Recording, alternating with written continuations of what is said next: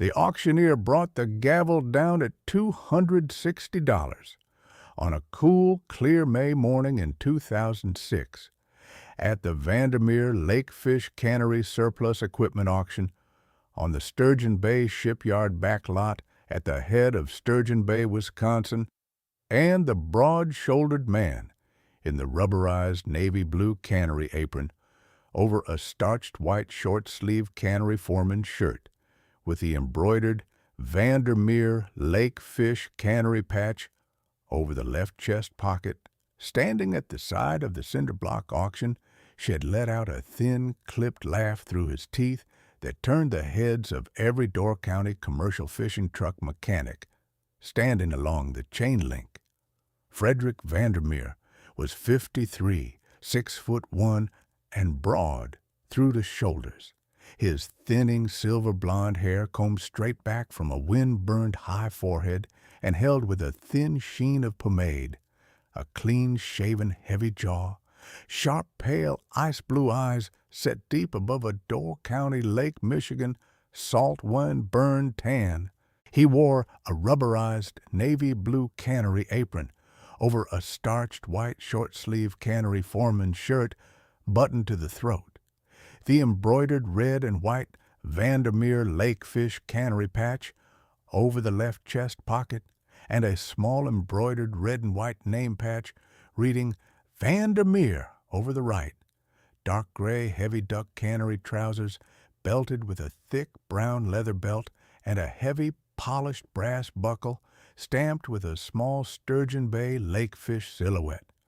Polished black rubber-soled cannery boots, a small enameled Door County Commercial Cannery Association lapel pin clipped to the shirt placket above the apron bib, a brass cannery foreman whistle on a thin black lanyard at his neck, a clipboard with a stack of cannery surplus tags sat tucked under his left arm, and a heavy gold class ring sat on his right ring finger.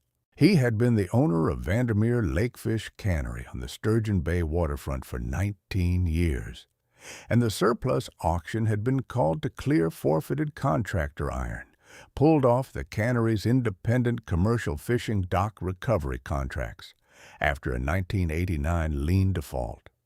The 1953 GMC 950 wrecker at the back of the auction list had been on Vandermeer's contractor default ledger since 1989, and Frederick had told the auctioneer privately he would have paid the auctioneer a $100 handshake to make the truck disappear before the auction even opened.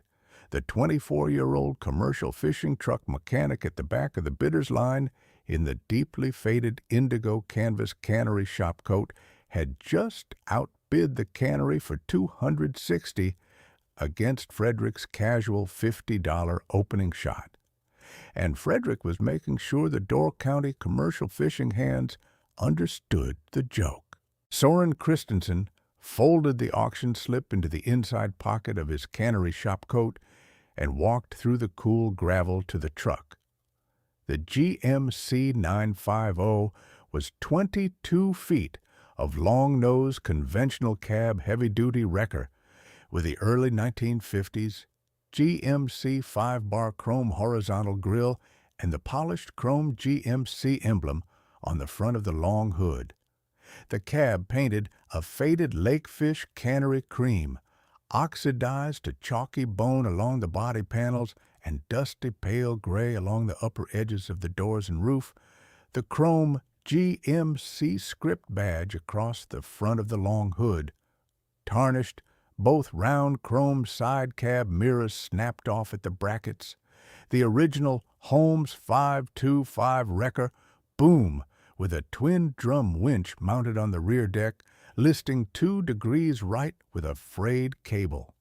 The wooden cargo deck planks rotted, 3 of the 6 tires flat, and the word junk spray-painted in flaking cannery blue block letters across the driver's door. Inside the cab, the inner cab roof skin above the driver's head shows impact damage from the 1988 Ice Bank rollover. Soren had grown up on a small commercial fishing dock 4 miles north of the truck's last parking spot in Egg Harbor. His grandfather, Jorgen Christensen, was waiting at the trailer. Jorgen was 78, a retired Sturgeon Bay shipyard heavy crane mechanic who had worked the shipyard heavy crane shop for 40 years. Between 1949 and 1989, 6 foot, lean and erect, with broad, bony shoulders, snow-white hair clipped close under a faded navy blue wool fisherman's watch cap, a thick white mustache, deep, watery ice blue eyes, set in a Door County, Lake Michigan, wind-weathered face, large knotted hands. A short-stem briar pipe sat unlit between his teeth. He wore a faded indigo canvas Cannery shop coat unbuttoned over a faded heavy cream and navy buffalo check wool work shirt, buttoned to the throat. Faded, dark gray, heavy duck trousers held up with thick brown leather suspenders, scuffed black rubber-soled Cannery boots, and a plain dark brown leather belt with a worn brass buckle stamped with a small Sturgeon Bay shipyard anchor. Jorgen set one liver-spotted hand on the rusted bumper of the 950 and stood there a long minute. He spoke quietly. He said, "Son, you bought Tobias Lindholm's old 950. Tobias Lindholm had run Lindholm Door County Recovery out of a small board and batten dock shop on Wisconsin Highway 42 outside Egg Harbor from 1975 until the Ice Bank rollover, pulling overturned commercial fishing trucks out of the wet November Bayshore Road ice banks above Egg Harbor. He had built the Holmes 525 wrecker boom himself onto the 950's rear deck in 1978. He had married an Egg Harbor girl named Greta Severson in 1980, and they had a daughter, Annika, born in 1985. Tobias had died in November of 1988. He had been working a commercial fishing truck rollover recovery on Bayshore Road above Egg Harbor in a wet, early November freezing rain when his own 950 caught a thin glaze of black ice on the unprotected outside shoulder and slid into the ice-bound shallow water of Green Bay below.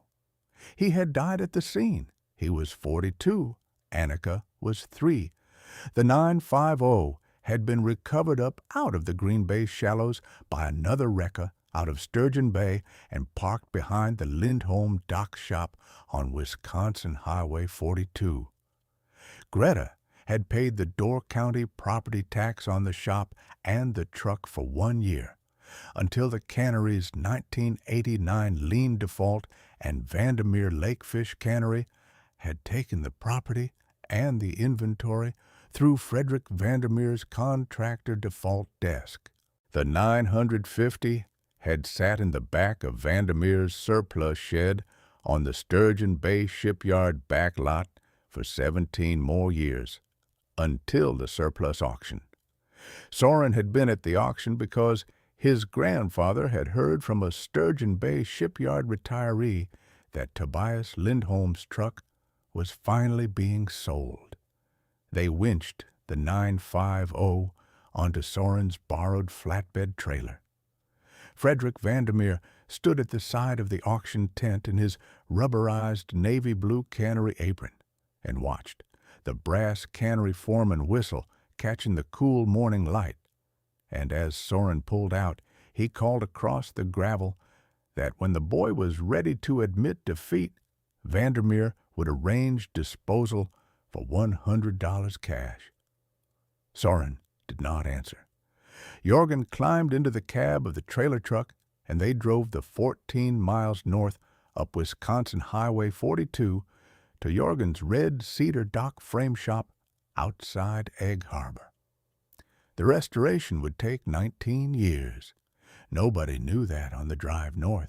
Soren worked his day job at a heavy truck shop in Sturgeon Bay during the week and drove 20 minutes north on Wisconsin Highway 42 to Jorgen's dock frame shop every Saturday and most Sundays. They started with the cab dash and the inner cab roof skin because Jorgen insisted. The GMC 950 cab dashboard had taken the brunt of the rollover, and the inner cab roof skin above the driver's head had been bent inward by the impact. They removed the original dash for inspection and set it on the bench. They unbolted the inner cab roof skin headliner panel above the driver's head and set it on sawhorses in the corner of the dock frame shop. They pulled the GMC 302 cubic inch inline-six gasoline engine out of the truck and tore it down on a stand. The bearings were salvageable, the crank true, the head needed a careful regrind. They pulled the 4-speed manual and pressed new bushings into the shift tower. The first long Wisconsin winter went into the engine and into stories about Tobias Lindholm.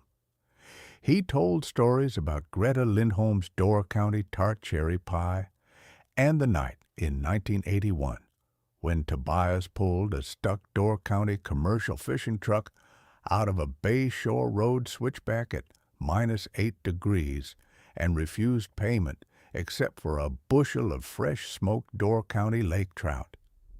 The second year, they sandblasted the rollover rusted frame down to clean steel. By the 5th year, the cab came off.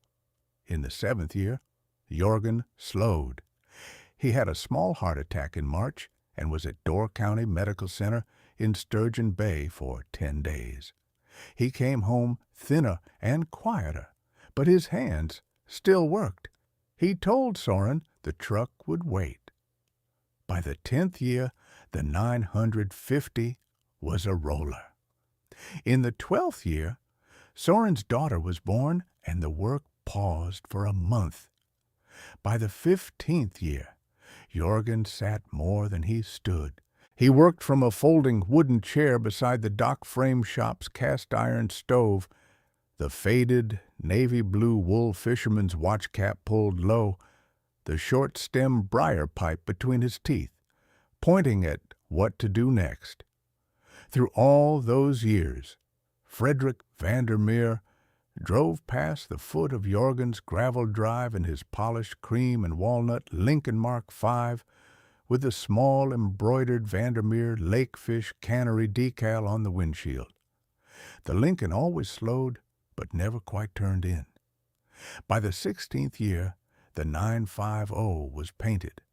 They had wet sanded and primed and laid down a deep, glossy Lakefish Cannery cream that matched a faded snapshot Jorgen had of the truck from 1980, and they had masked off the driver's door with blue painter's tape around a rectangle where the flaking cannery blue junk paint still showed through, and they had left it there. Soren did not know why. He just left it. By the 18th year, the Holmes 525 boom was rebuilt with a fresh aircraft-grade twin-drum cable. By the 19th year, the 950 was nearly whole. They had not yet bolted the inner cab roof skin headliner panel back into the cab roof above the driver's head. The headliner panel was the last thing on the list because Jorgen always said you start with what makes the truck move and you finish with what keeps her driver dry on a Door County November rollover call. On a cool, clear morning of May the 17th of the 19th year, Soren pulled into Jorgen's dock frame shop with a fresh roll of headliner adhesive and a half-inch socket. He was 43. The brown at his temples had gone steady silver. The small white scar across the back of his right forearm from a snapped GMC U-bolt in 2014 was a faint line, and his hands had the thickness of a man who had spent half his life under hoods. Jorgen was 97. He sat on his folding wooden chair beside the dock frame shop's cast-iron stove with a heavy plaid wool blanket over his knees, the faded navy blue wool fisherman's watch cap pulled low, the short-stem briar pipe between his teeth.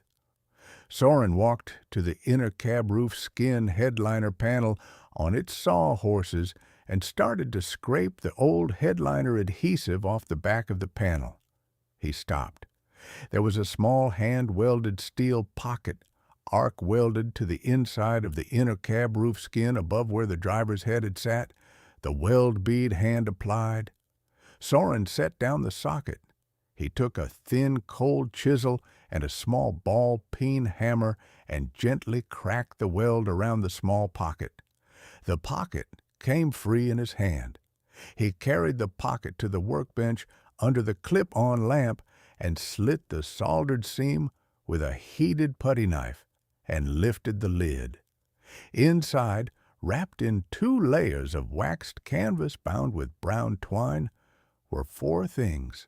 There was a tight roll of folded $20 bills wrapped with a piece of brown twine, 80 bills in 1980s Federal Reserve paper, totaling $1,600.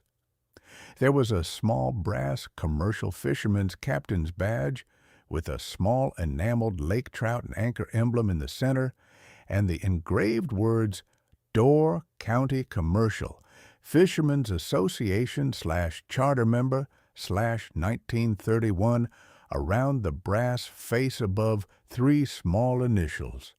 There was a small black and white photograph mounted on stiff paperboard showing a small girl of about 3 in a faded denim coat standing on the wooden plank dock at Sturgeon Bay beside a polished brass dockmaster's bell, the date October 1985 written on the back in pencil.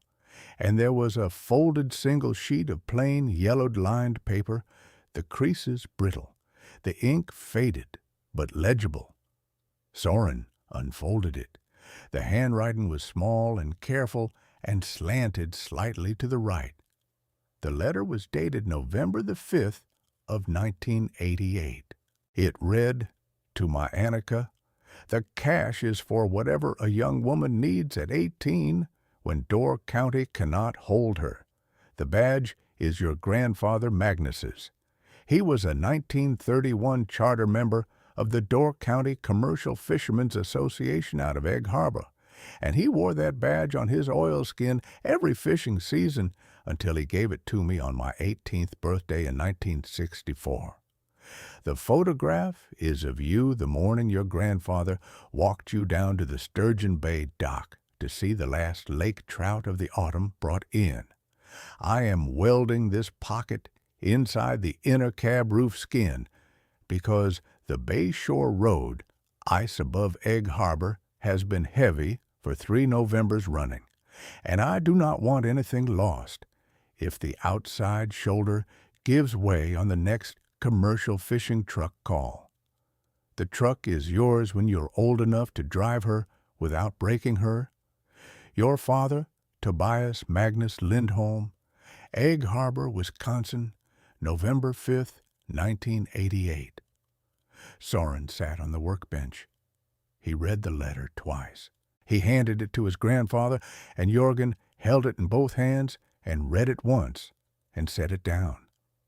He said quietly, "Tobias wrote this 5 days before the outside shoulder gave way on Bay Shore Road." The girl never knew. They drove south to Egg Harbor the next Saturday. Jorgen had called a Sturgeon Bay shipyard retiree whose niece kept the Door County Heirloom Orchard licensing office, and the niece had given them a current address for Annika Lindholm Severson on a small heirloom tart cherry orchard outside Egg Harbor. They drove south on Wisconsin Highway 42 under a clear, cool May Wisconsin morning, past long rows of just budding tart cherry trees, and parked in front of a small clapboard orchard office with a hand-painted wooden sign above the door reading Lindholm Severson Heirloom Tart Cherry Orchard. The woman who came out of the office in a faded canvas orchard apron was 40, She had Tobias Lindholm's broad shoulders and her father's deep ice-blue eyes. She wore a faded khaki canvas orchard apron over a faded indigo cotton work shirt, faded dark gray heavy duck trousers, scuffed black rubber-soled Cannery boots, a small silver lake trout and anchor pendant at her throat, gold wedding band. Jorgen spoke first. He said, "Ma'am, I knew your father. He worked on his 950 in my dock frame shop in 1985. My grandson here bought the GMC at the Vandermeer Lakefish Cannery Surplus Auction over at the Sturgeon Bay shipyard 19 years ago, and we have been restoring her ever since.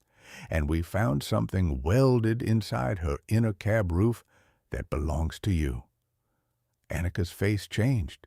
She brought them into a small orchard office kitchen, and they sat at a round white oak farm office table, and Soren set the 4 items down one at a time. The cash first, then the brass badge, then the photograph. He saved the letter for last. Annika picked up the brass captain's badge. She turned it slowly between her fingers and read the engraving around the brass face.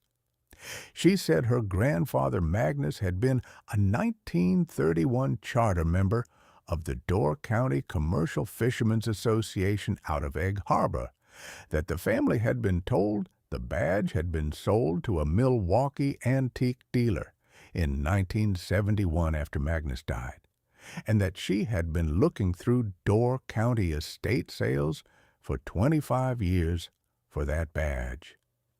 She picked up the photograph. She held it for a long time. She read the letter twice. She did not cry until the second reading. She asked finally if she could see the truck. They drove her north to Jorgen's dock frame shop the next morning.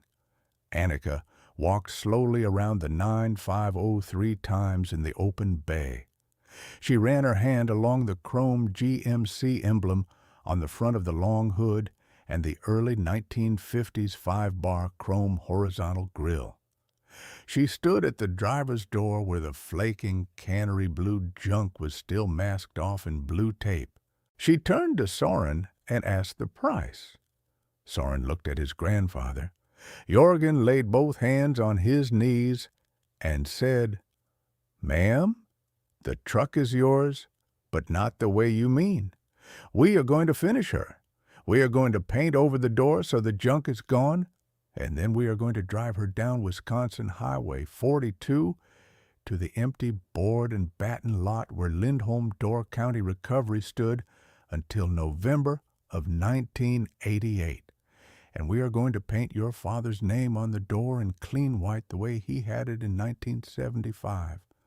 The boy paid $260 at auction. The truck is his on the paper. The work is his by the doing. But the name on the door belongs to your father and your grandfather and you. They finished the 950 through that winter. Annika drove up from her orchard every other Sunday. On the morning of April the 26th of the 20th year, they rolled the 950 out of Jorgen's dock frame shop under a clear blue Wisconsin sky and drove her in convoy south on Wisconsin Highway 42 to the empty board and batten lot where Lindholm Door County Recovery had stood until November of 1988. Soren handed Annika a small can of deep Cannery cream paint and a 1-inch brush. Annika climbed up on the running board and painted out the flaking Cannery blue junk on the driver's door. She waited an hour. She opened a can of clean white lettering paint, and in her father's careful slant, she painted across the door in clean, clear letters, Lindholm Door County Recovery. Established 1975. Old enough to drive her without breaking her. She stepped down. A polished cream and walnut Lincoln Mark V went by on Wisconsin Highway 42. Frederick Vandermeer was driving. He slowed almost to a stop. He looked at the 950 at the empty board and batten lot with the Cannery cream door and the clean white lettering. He looked at the 4 people on the gravel. He did not laugh. He drove on. The 950 sits on Wisconsin Highway 42 outside Egg Harbor today, and the sign on the door reads, Lindholm Door County Recovery, established 1975. Annika runs the heirloom tart cherry orchard outside Egg Harbor. The $1,600 sits in a small lockbox at her orchard office. The 1931 Door County Commercial Fisherman's Charter Badge sits beside it. The 1985 Sturgeon Bay dock photograph is framed above her kitchen table. The letter is in a small fireproof safe in her closet. She reads it once a year on the 5th of November.